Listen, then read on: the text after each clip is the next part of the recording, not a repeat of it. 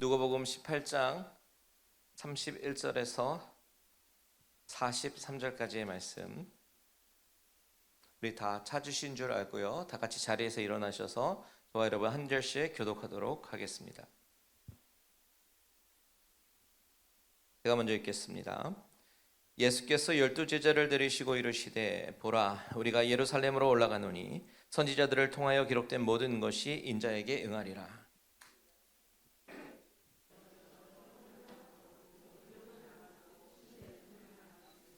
그들은 채찍질하고 그를 죽일 것이나 그는 3일 만에 살아나리라 하시되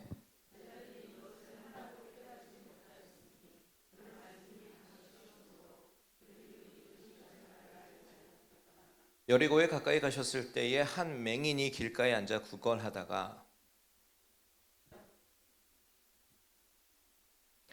그들이 나사렛 예수께서 지나가신다 하니 예수여 나를 불쌍히 여기소서. 앞서가는 자들이 그를 꾸짖어 잠잠하라 하되 그가 더욱 크게 소리질러 다윗의 자손이여 나를 불쌍히 여기소서 하는지라. 예수께서 머물러 서서 데려오라 하셨더니 그가 가까이 오매 내게 무엇을 하여 주기를 원하느냐 이르되 주여 보기를 원하나이다. 예수께서 그에게 이르시되 보라 내 믿음이 너를 구원하였느니라. 같이 있습니다. 곧 보게 되어 하나님께 영광을 돌리며 예수를 따르니 백성이 다 이를 보고 하나님을 찬양하니라. 아멘. 다 같이 자리에 앉으시겠습니다. 잠깐 기도하고 말씀 나누겠습니다. 주님, 우둔한 우리들의 지혜 가운데 지혜의 영이 성령님께서 조명하여 주셔서 이 말씀의 신비를 알게 하여 주시고 깨닫고 믿음으로 사는 길이 어떤 길인지 알게 하여 주셔서 내가 순종하며 나아가는 귀한 믿음의 식구들 다 되게 하여 주시옵소서. 예수님의 이름으로 기도합니다. 네. 자, 오늘 우리가 읽은 누가복음 18장 31절에서 43절 말씀을 보면 오늘도 두 가지 스토리가 나옵니다. Two different 스토리가 나오죠. 하나는 주님께서 제자들에게 아주 중요한 말씀을 하시는 장면이에요. 그 중요한 말씀이 뭐냐? 그것은 주님이 하나님의 아들로서 이 땅에 오신 이유, 그리고 예수님의 사역의 궁극적인 방향과 목표를 제자들에게 다시 한번 말씀하시는 장면이죠. 그리고 두 번째 장면은 예수님이 제자들에게 말씀을 하시고는 여리고 가까이 가셨을 때 바로 시각장애인이 등장하는데 그의 눈을 뜨게 하시는 장면이 나옵니다. 오늘 우리는 이 두 이야기를 이해할 때에 마찬가지로 누가복음의 18장 가운데 흐르는 이 흐름상의 메시지와 동일선상에 놓고 이해를 하면서 묵상을 해야 되겠죠. 그래서 이 이야기의 흐름 가운데 메시지를 확인해 봐야 되는데 그 가운데 오늘은 첫 번째 이야기에 조금 더 포커스를 맞춰서 생각해 보려고 합니다. 그렇다면 이 이야기의 흐름, 우리는 지난 시간에 어떤 말씀을 나눴는지에 대해서 다시 한번 리마인드를 해야 되겠죠. 우리는 지난 시간에 절대적인 의존성에 대해서 얘기했습니다. 혹은 절대적 항복, absolute surrender에 대해서 우리가 얘기를 했어요. 절대적 의존성이라고 하는 것은 예수님 앞에 엄마의 손을 통해서 나올 수밖에 없는, 엄마를 전적으로 의지할 수밖에 없는 젖먹이 어린아이들처럼 나는 할 수 있는 것이 아무것도 없고 내가 의지할 수 있는 분은 오직 주님밖에 없습니다. 나는 나를 스스로 구원할 수 있는 능력이 조금도 없는 무능력한 존재입니다 라고 고백할 수 있는 사람, 그런 사람들에게 주님은 하나님의 나라는 이런 자의 것이다 라고 말씀하셨죠.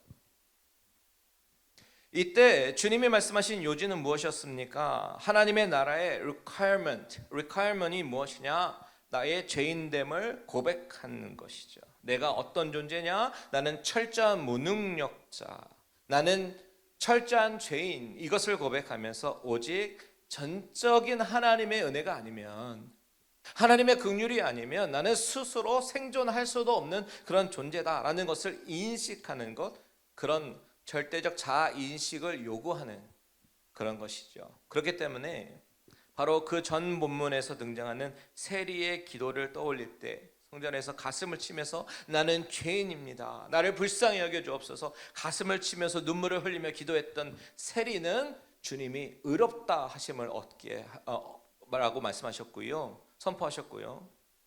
그리고 지난주 말씀에 등장했던 18절 이하에 등장했던 부자 관원은 비록 그가 간음과 살인과 도둑질과 거짓 증언, 부모 공경 다 이런 것들을 삶에서 지켰고, 그리고 또한 어떻게 하면 영생을 얻을 수 있을까, 그렇게 영적인 세계까지 관심을 가졌을지는 모르겠지만 그럼에도 불구하고 그에게 부족했던 한 가지 뭐였어요? 바로 absolute surrender가 없었어요. 전적인 항복을 할 수가 없었기 때문에 그가 물질을 포기하지 못할 만큼 하나님보다 더 사랑하는 것이 있었기 때문에 그에게는 하나님의 나라가 열려있지 않았음을 주님께서 말씀하셨습니다.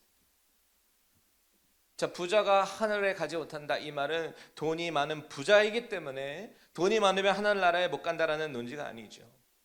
이 부자 관원에게 있어서는 물질이 포기가 안 되는 바로 그런 영역이었어요. 서렌더가 안 되는 그런 영역이었기 때문에 그것이 바로 어떤 사람에게는 사람들의 시선과 내 체면을 내려놓을 수 없는 그런 영역이 바로 이 부자 관원의 물질이었고, 어떤 사람에게는 나의 의로움을 드러내려고 하는 것은 자기 의로 충만한 그런 것이 어떤 사람에게는 바로 내려놓을 수 없는 그런 부분이 되는 것이죠. 이렇게 사람은 저마다 포기가 안 되는 것들이 있어요. 내가 붙잡고 살아가는 것들, 내 삶의 의미, 이런 것들로 대변되는 것이 바로 이 부자 관원의 물질의 개념이죠. 그렇기 때문에 아무리 종교적으로 열심히 있는다 하더라도, 진리를 탐구하려고 하는 열정이 있는다 하더라도, 율법에서 말씀하시는 것을 잘 지키고 착하고 선하게 살아가려고 하는 그런 성실함이 있다고 하더라도 이런 것들이 다 하늘나라에 갈 수 있는 열쇠가 되는 것이 아니라 바로 어린아기가 부모를 전적으로 의지하는 그 의존성, 하나님을 향한 갈망과 전적 의존성, 이것이 바로 하나님께서, 하나님의 나라가 요구하는 것이다 라는 거죠. 오늘 우리가 읽은 이 본문에서도요, 두 가지 이야기가 나오는데 이 동일한 흐름선상에 놓여 있어요. 그러면서 누가는 오늘 우리에게 질문하고 있는 겁니다. 그 질문이 무엇이냐, 그리고 그 질문에 대한 대답은 우리가 어떻게 찾아가야 되느냐, 우리가 생각을 해보고 싶은데요, 먼저 첫 번째 이야기 중심으로 보겠습니다. 31절에서 33절까지 우리 함께 읽도록 하겠습니다. 시작. 예수께서 12제자를 데리시고 이르시되 보라, 예루살렘으로 올라가노니 선지자들을 통하여 기록된 모든 것이 인자에게 응하리라. 인자가 이방인들에게 넘겨져 희롱을 당하고 능욕을 당하고 침뱉음을 당하겠으며 그들은 채찍질하고 그를 죽일 것이나 그는 3일 만에 살아나리라 하시되. 자, 예수님께서 제자들을 불러서 말씀하시는 것은 바로 순환 예고입니다. 자신이 곧 선지자들이 예언한 것처럼 고난을 당하고 죽을 것이다, 그렇지만 3일 만에 다시 살아날 것이다 라고 주님이 말씀하시는 거예요. 그런데 주님은 이 순환 예고를 오늘 처음 말씀하시는 것이 아니라 그전에도 수차례 말씀하셨어요. 하지만 이번이 가장 직접적이고 구체적으로 자세하게 말씀하시는 장면이죠. 자, 제자들의 입장에서 봤을 때는 주님이 이것을 오늘 처음 말씀하시는 것이 아니기 때문에 그렇게 새로울 것이 없습니다. 가장 대표적으로 여러분 가이사랴 빌립보 사건 아시죠? 누가복음 9장에 기록이 되어 있는데 예수님이 오병이어의 기적을 베푸시고 난 후에 최소한 남자만 5,000명, 그러니까 최소한 15,000명 정도 되는 그런 사람들에게 배불리 먹이시고, 육적으로도 배불리 먹이시고 영적으로도 배불리 먹이시는 그런 장면. 그리고 나서 주님은 제자들에게 물어보시는 거예요. 사람들이 나를 누구라고 하느냐. 그때 제자 중에 베드로가요, 유명한 고백합니다. 이 고백은 마태복음에서 조금 더 구체적으로 나왔는데 뭐라고 얘기합니까? 주는 그리스도시요 살아계신 하나님의 아들이시니이다. 이렇게 정답을 이야기하죠. 근데 그때 주님께서 뭐라고 반응하셨는지 아십니까? 경고하셔요. 경고. 이 말을 아무에게도 이르지 말라라고 명하십니다. 그리고는 그때 순환 예고를 하시는 거예요. 보세요. 9장 20절에서 22절. 예수께서 이르시되 너희는 나를 누구라 하느냐. 베드로가 대답하여 이르되 하나님의 그리스도시니이다 하니 경고하사 이 말을 아무에게도 이르지 말라 명하시고 이르시되 인자가 많은 고난을 받고 장로들과 대제사장들과 서기관들에게 버림받아 죽임을 당하고 제3일에 살아나야 하리라 하시고 분명히 말씀하십니다. 인자는 고난을 받을 거야. 그리고 버림받아 죽임을 당할 거야. 하지만 제3일 만에 살아날 거야 라고 주님은 말씀하셨습니다. 그리고 그 본문 바로 뒤에 보면요, 변화산 사건이 기록되어 있거든요. 예수님께서 기도하실 때 용모가 하얘지고 변화되고 그 옷이 휘어져 광채처럼 빛이 날 때에 31절에 보니까 영광 중에 나타나서 장차 예수께서 예루살렘에서 별세하실 것을 말하셨다라고 얘기합니다. 예수님은 죽으심을 말씀하셨어요. 그리고 하나 더, 그 이후에 내려왔는데 변화산에서 내려왔는데 귀신 들린 아이가 있어서 주님은 이 귀신 들린 아이를 고쳐주시고는 44절에 이 말을 너희 귀에 담아두라. 인자가 장차 사람들의 손에 넘겨지리라. 이렇게 누가복음 9장에만요 3번이나 자신이 장차 고난당하실 것, 죽으실 것, 부활하실 것을 말씀하셨습니다. 그 이후에도 틈틈이 주님은 당신의 사역의 방향과 당신이 메시아로서 이 땅에 오신 목적에 대해서 수도 없이 말씀하셨어요. 그런데 문제는 뭐냐? 오늘 본문 34절에 뭐라고 얘기합니까? 제자들이 이것을 하나도 깨닫지 못했다. 예수님이 한두 번 말씀하신 것도 아니고 예수님이 기적을 행하시는 현장 속에서 바로 이분이 메시아시다라고 어느 정도 알고 따라왔던 제자들에게 주님은 다시 한번 정확하게 자세하게 이야기하시는데 이것을 깨닫지 못한다라고 성경은 이야기하고 있어요. 인자가 이방인에게 넘겨질 거야. 그리고 희롱을 당하고 능욕을 당하고 침뱉음을 당할 거야. 그들은 채찍질할 거고 인자를 죽일 거야. 하지만 인자는 3일 만에 다시 살아날 거야. 어떻게 이보다 더 자세하게 이야기할 수 있겠습니까? 그런데 제자들은 하나도 깨닫지 못합니다. 왜 그럴까요? 그 이유가 34절에 나와요. 34절 같이 한번 읽겠습니다. 시작. 제자들이 이것을 하나도 깨닫지 못하였으니 그 말씀이 감추어졌으므로 그들이 그 이르신 바를 알지 못하였더라. 말씀이 어떻게 됐대요? 감추어졌대요. 그렇기 때문에 그들은 알지 못했어요. 여기서 감추어졌다라고 하는 이 말은 우리가 두 가지로 해석할 수가 있을 것 같아요. 하나는 하나님께서 그들이 이해할 수 없도록 하이드하셨다, 감추셨다라는 말로 이해를 할 수 있겠고, 또 다른 하나는 제자들이 가지고 있었던 메시아에 대한 그런 선입견과 기대가 너무 강해서 예수님께서 하신 말씀의 의미가 감추어졌다라는 의미로 해석할 수 있을 것 같습니다. 저는 이 두 가지 해석 모두 합당하다라고 생각합니다. 첫 번째 해석은 하나님의 말씀은 성령님의 조명함 없이, 성령님의 열어주심 없이는 깨달아질 수 없는 말씀이다라는 거죠. 우리는 우둔하고 어리석고 죄로 눈이 가리워져서 성령님께서 알게 해주셔야만, 우리 마음에 조명을 해주셔야만 우리는 그 말씀의 참된 의미를 이해할 수 있습니다. 영적으로 죽어있는 인간은요 스스로 진리를 보지 못합니다. 그리고 듣지도 못해요.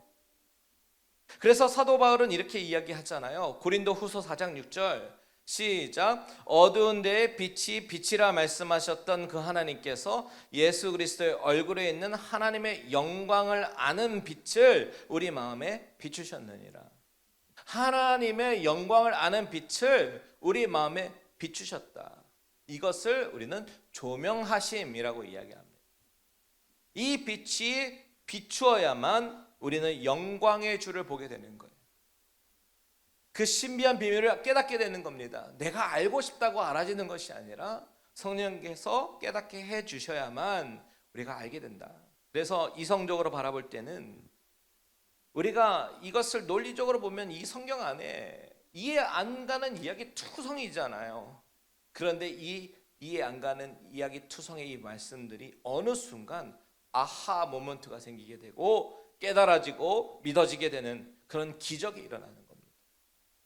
성경이 거짓말 투성인 줄 알았는데 마치 밥을 먹기 싫어하는 아이에게 엄마가 한 숟가락 딱 먹으면서 먹으라고 떠 먹여줬더니 너무 맛있어서 그 음식을 다 비우게 되는 것처럼, 하나님의 선하심을 한번 맛보아 알게 되면요, 내가 얼마나 죄투성이인지 깨달아지게 되고, 그런 나에게 다가오셔서 진리의 말씀을 선포하시는 하나님이 너무 감사하고 너무 좋아서 그 하나님의 은혜 앞에 굴복되는 기적 중에 기적이 일어나는 겁니다. 우리는 스스로 볼 수도 없고 스스로 들을 수도 없어요. 스스로 맛보아 알 수도 없지만, 그런 죄인에게 하나님의 은혜는 강권적으로 역사하셔서 성령의 조명하심으로 진리를 알게 하시죠. 깨닫게 하시는 겁니다. 그래서 예수님은 앞선 본문에서 부자 간원이 돌아간 다음에 사람들이 누가 그럼 구원을 받습니까? 라고 질문하니까 뭐라고 대답하시냐면 27절 보세요. 자, 26절부터 한번 보십시오. 듣는 자들이 이르되 그런즉 누가 구원을 얻을 수 있나이까? 이르시되 무릇 사람이 할 수 없는 것을 하나님은 하실 수 있느니라. 이 구원의 영역은 전적으로 하나님의 영역임을 이야기하시는 거예요. 하나님의 전적인 은혜 없이는 이루어질 수 없다라는 이야기죠. 그리고 나서 주님은 이 순환고지를 하십니다. 그리고 이 순환고지를 마치신 이후에 두 번째 이야기인 소경의 눈을 뜨게 하시는 거예요. 이것으로 보여주시는 메시지가 뭐예요? 주님께서 만져주셔야만 볼 수 없었던 장님이, 맹인이 볼 수 있게 되는, 이것을 설명하시는 거죠. 이렇게 진리는요, 전적인 하나님의 은혜로 열어주셔야 볼 수 있게 되고, 그래야 듣게 되고 만지게 되는데, 또 다른 측면도 우리는 생각을 해봐야 됩니다. 제자들이 예수님의 말씀을 하나도 이해하지 못한 것은요, 제자들의 측면에서 바라봤을 때 그들이 기대했던 메시아의 이미지, 지금 주님이 말씀하시는 이 고난의 이미지와는 전혀 매치가 되지 않기 때문에 듣지 못했습니다. 즉 그들의 기대와 어긋났기 때문에. 자, 그들이 기대했던 예수님의 모습, 메시아의 모습은 고난받는 모습이 아니죠. 이방인들을 심판할 강한 군사적, 정치적 지도자 메시아를 기대했어요. 제자들은 예수님이 그런 군사적 지도자로서, 왕으로서 예루살렘에 입성해서 타락한 종교자들을 다 물리치고 거룩한 성 예루살렘을 지금 정복하고 있고 통치하고 있는 이방 사람 로마인들을 다 몰아내고 하나님의 나라가 회복하실 것을 기대하고 있었습니다. 그렇기 때문에 사람들이 예수님이 예루살렘에 입성하실 때 그렇게 환호하고 그렇게 반겼던 이유가 바로 여기에 있었던 것이고요. 성전에서 주님이 척결하실 때 채찍을 만들어서 상을 뒤엎어 버리시면서 이 부조리함을 엎어버리고 책망하실 때 제자들의 마음이 어땠겠습니까? 굉장히 속 시원했을 겁니다. 속으로 쾌재를 부르면서 드디어 이제 시작이구나, 이제 모든 것이 제자리로 돌아오는구나, 신이 났을 겁니다. 도마는 이런 얘기도 합니다. 요한복음 10장 16절에 보니까 우리도 주와 함께 죽으러 가자 하고 이렇게 얘기하는데요, 이 말은 주님처럼 십자가를 지고 그의 삶을 본받자라는 의미가 아니겠죠. 전쟁을 지휘할 대장, 그 대장을 따라서 목숨 걸고 우리도 싸우자, 그런 단호한 결심이었습니다. 이처럼 제자들은요, 자신들의 생각과 자신들의 마음속 편견으로 가득 차서 봐야 할 것을 보지 못하고 들어야 할 것을 듣지 못하고 깨달아야 할 것을 깨닫지 못했던 영적인 맹인이었습니다. 그런데 결국 이들의 눈을 뜨게 된 것은 예수님께서 돌아가시고 부활하셨을 때, 부활하시고 그들에게 다시 나타나셨을 때 그들은 깨닫게 되고 닫혔던 눈이 열리게 됩니다. 영적인 소경의 눈이 떠지게 되는 거예요. 그래서 누가복음 24장에 보면요, 엠마오로 가는 두 제자 이야기가 나타나는데 처음에는 16절에 보니까 눈이 가려졌다라고 얘기해요. 그래서 알아보지 못했어요, 주님을. 그런데 나중에 31절에 보니까 그들의 눈이 밝아져서 그인 줄 알아보더니라고 얘기해요. 그러면서 그들은 이렇게 대화하는 거예요. 32절에 보니까 우리에게 말씀하시고 우리에게 성경을 풀어주실 때에 우리 속에서 마음이 뜨겁지 아니하더냐. 여러분, 이 이야기에서 알 수 있는 것처럼 그 전에는 이 사람들은요, 제자들은 그들의 생각으로 가득 차 있었어요. 편견으로 가득 차 있었어요. 그래서 보지 못했고 듣지 못했습니다. 근데 이것이 우리의 현실이고 죄인된 인간의 모습임을 성경은 우리에게 보여주고 있는 거죠. 그 이후에 다음 본문에 주님은 맹인을 고쳐주시지만 결국 이 스토리를 통해서 우리에게 질문하는 한 가지, 진짜 맹인이 누구냐? 바로 나의 의와 나의 편견과 나의 고집과 내 생각으로 가득 차서 진리의 말씀을 보지 못하고 복음이 제대로 보이지 않는 영적인 맹인이 진짜 맹인이 아니냐, 성경은 우리에게 묻고 계시는 겁니다. 우리가 볼 때는 시각장애인으로 태어나서 구걸하며 삶을 연명해 나가는 사람이 진짜 맹인처럼 보이지만 성경에서 말하는 진짜 맹인은 생명을 선포하는 진리의 말씀을 듣고도 깨닫지 못하고 알지 못하고 이제 내 생각으로 가득 차 있는 사람이 진짜 맹인이다라고 말씀하시는 거죠. 데럴벅이라고 하는 유명한 주석가가요, 이 부분을 주석하면서 이런 말을 해요. 이 본문은 우리가 갖고 있는 기대들이 우리로 하여금 하나님의 역사하심을 보지 못하게 가로막기 때문에 우리가 얼마나 자주 하나님의 행하신 일을 보지만 그것을 제대로 이해하지 못하는 느려 터진 존재들인지 보여주는 본문이다라고 이야기를 합니다.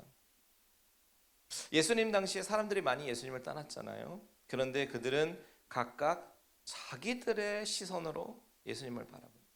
각각 예수님께 기대하는 바가 다 달랐습니다. 그리고 그것이 이루어지지 않으면 그는 쉽게 예수님을 떠났어요. 먹을 것을 주는 예수, 평안을 주는 예수, 지위와 권력을 주는 예수, 국가의 독립과 자유를 가져다 주는 예수, 병을 고치는 예수, 기적과 놀라운 일을 행하는 예수, 날카롭고 카리스마 넘치는 그런 가르침을 주는 예수, 가난하고 억울한 일을 사람들에게 은혜로 베풀어 주는 예수, 그리고 권세 있는 자들을 아주 호되게 꾸짖는 예수. 그들은 이런 예수를 환호했습니다. 반면에 그들은 내 자신의 죄를 위해서 목숨을 내어주는 예수는 생각하지도 못했고 기대하지도 않았고 받아들이지도 않았습니다. 이방인 통치자에게서 우리를 구원하라고요. 우리 민족을 구속하고 괴롭힌 이방인들을 실컷 모욕해주고 조롱해줬으면 좋겠는 그런 마음이 가득 차 있는데 오히려 이방인들에게 모욕을 당하고 채찍질당하고 죽는다고? 이거는 감당이 안 되고 이해가 되지 않는 겁니다. 받아들일 수 없는 겁니다. 이런 메시아는 받아들이지 못하겠다는 겁니다. 그런데 여러분, 참 아이러니한 게 뭔지 아십니까? 그들이 그토록 받아들이기 힘들었던 그 십자가가요, 그들을 그토록 부끄럽게 만들고 미련하게 여겼던 그 십자가가요, 사실 그들을 죄와 사망의 법에서 영원히 해방시키셨다라는 그 사실입니다. 그래서 바울이 이렇게 얘기하는 거예요. 고린도전서 1장 18절에 같이 한번 읽어보겠습니다. 시작. 십자가의 도가 멸망하는 자들에게는 미련한 것이요 구원을 받는 우리에게는 하나님의 능력이라. 자신의 생각과 편견에 가득 차 있어서 주님이 말씀하시는 진리의 말씀은 이해하지 못한 채 살아가고 있는 거죠. 그렇다면 여러분, 우리가 이제 중요한 질문을 해봐야 됩니다. 그 질문이 뭐냐면, 과연 나는 예수님께 어떤 기대감을 갖고 있느냐는 거예요. 여러분은 예수님에 대해서 어떤 기대감을 갖고 계십니까? 무엇 때문에 예수님을 따르고 계십니까? 이민 생활에 지치고 힘든 마음, 교회에서 위로받고 싶으셔서 나오십니까? 해결되지 않는 삶의 많은 문제들을 기도하고 하나님이 그 기도를 들으시고 응답해 주기를 기대해서 교회에 나오시는 겁니까? 이민 생활 가운데 좋은 사람 만나고 교제 나누기 원해서 교회 나오시는 겁니까? 이런 기대들은요, 그 기대가 충족되지 않는 그 순간 우리로 하여금 언제든지 예수님을 떠나게 만들어요. 교회를 떠나게 만듭니다. 이런 기대들에 우리의 신앙의 뿌리를 둔다면요, 그 견고하지 않고 완전하지 않은 그 신앙의 뿌리는 쉽게 흔들리게 되고 쉽게 무너지게 돼요. 그렇기 때문에 우리는 그보다 더 궁극적인 본질적인 기대를 가져야 되는데, 그것이 뭐냐? 바로 예수님은 하나님이 세우신 계획대로 나의 모든 죄성과 나의 모든 죄악을 용서하시기 위해서 나의 모든 죄악을 take over 하셔서 십자가에 돌아가셨다는 거죠. 사실 그 자리는 내가 죽어야 되는 자리. 그렇게 내 죄를 없애시고 용서하시고 나를 죄의 저주에서 해방시키셨다는 사실, 그래서 하나님과 영원히 화목시키게 만드셨다는 그 사실이지요. 그 복음에 우리가 뿌리를 둬야 되는 거예요. 바로 그 십자가에서 우리의 마음을 위로하는 진정한 위로가 나오게 됩니다. 바로 그 십자가에서 우리의 삶의 어려움을 이겨낼 수 있는 소망이 바로 거기에서 주어지는 거예요. 바로 거기에서 이 땅이 아닌 우리가 저 천국의 삶을 소망하면서 살아갈 수 있는 그런 기쁨을 허락해 주시는 거죠. 여러분, 저와 여러분의 기대가, 궁극적인 기대가 바로 이러한 것들이 되어야 되는 줄 믿으시기 바랍니다. 우리는 제자들처럼요, 보고 싶은 것만 보고 듣고 싶은 것만 듣는 그런 경향이 좀 있는 것 같아요. 내 생각으로 가득 차서 보아야 하는 것들이 보이지 않는 경향이 있습니다. 근데 사람들이 다 그래요. 죄성에 갇혀 사는 사람들은요, 보고 싶은 것만 보고 듣고 싶은 것만 듣습니다. 그리고 내 생각에 갇혀서 나만의 기대로 살아가요. 그런데 교회에 나와서 신앙생활 하는 우리들이 이 본질적인 질문을 통해서 나의 시선을 십자가로 돌리지 못한다면 우리는 영원한 맹인으로 살아갈 수밖에 없게 되는 거죠. 예수님은 말씀하셔요. 마태복음 20장 25절. 인자가 온 것은 섬김을 받으려 함이 아니라 도리어 섬기려 하고 자기 목숨을 많은 사람의 대속물로 주려 함이니라라고 얘기합니다. 주님은 이것 때문에 오셨대요. 나를 대신해서 받으신 능력과 조롱과 침뱉음, 채찍이 나를 구원하신 사랑의 대속의 사건임을 기억하면서 죽으시고 부활하신 그 놀라운 그 능력의 하나님 앞에 우리는 겸손히 은혜를 구하며 나가는 참된 신자들이 되기를 바랍니다. 주님은 섬기러 오셨습니다. 자신의 목숨을 다른 사람에게 새 생명을 주시기 위해 오셨어요. 그런데 나는 어떻습니까? 늘 섬김받기를 원하고 높임받기를 원하고 인정받기를 원하는 그런 모습이 혹시 나에게 있지는 않는가? 우리는 생각해 보고요, 이 질문 앞에 겸손히 대답을 찾아 나가는 그런 과정 가운데 저와 여러분들이 정직하게 내 자신을 바라보게 되는 우리 모두들 다 되시기를 주님의 이름으로 축원드립니다. 아멘. 다 같이 기도하겠습니다.